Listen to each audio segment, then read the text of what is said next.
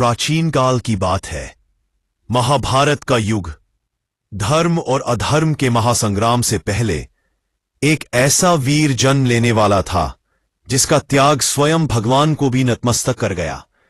भीम के पौत्र, घटोत्कच के पुत्र और माता मोरवी की कोख से जन्म हुआ एक अद्भुत बालक का नाम था बर्बरीक। बालक के जन्म लेते ही पूरा वातावरण दिव्य प्रकाश से भर उठा, मानो देवताओं ने स्वयं आशीर्वाद दिया हो। बचपन से ही बर्बरीक में अद्भुत बल, तेज और करुणा थी, जो भारी शस्त्र अन्य योद्धा उठा न पाते उन्हें यह बालक खिलौनों की तरह उठा लेता था।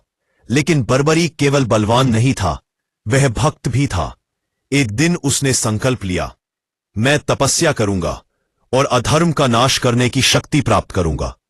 घने जंगलों में वर्षा, धूप और आंधी के बीच बर्बरीक तपस्या में लीन हो गया। तभी आकाश गूंज उठा और स्वयं भगवान शिव प्रकट हुए।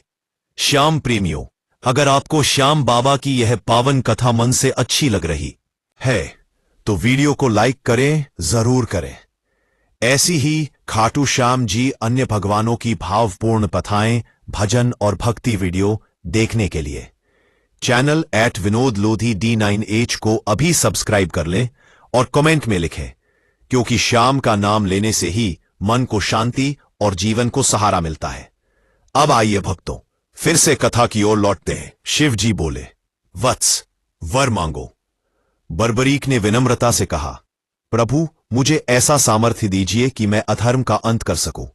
भगवान शिव प्रसन्न हुए और उन्होंने बर्बरीक को 3 अमोघ बाह्य प्रदान किए।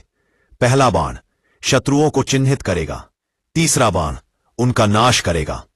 साथ ही अग्निदेव ने दिया एक दिव्य धनुष। विदा होते समय की माता मोरवी ने अपने पुत्र से कहा, पुत्र, सदैव उस पक्ष का साथ देना जो कमजोर हो। और यही वचन बर्बरीक का धर्म बन गया। महाभारत का युद्ध प्रारंभ होने वाला था। बर्बरीक युद्ध देखने निकल पड़ा, लेकिन मार्ग में एक ब्राह्मण ने उसे रोका। वह ब्राह्मण कोई और नहीं, स्वयं भगवान श्री कृष्ण थे। कृष्ण ने पूछा, वीर, तुम किस पक्ष से युद्ध करोगे? बर्बरीक बोला, जो पक्ष हार रहा होगा मैं उसी का साथ दूंगा।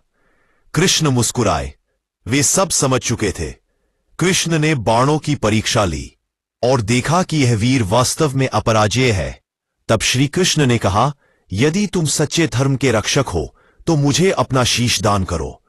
बर्बरीक ने एक क्षण भी नहीं सोचा। वह बोला, प्रभु, यह शीश आपका है। और उसी क्षण इतिहास का सबसे महान त्याग हुआ।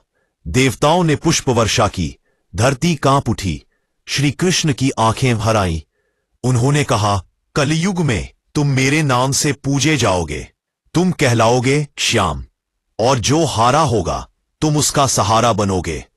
महाभारत के पूरे युद्ध के साक्षी बने बर्बरीक।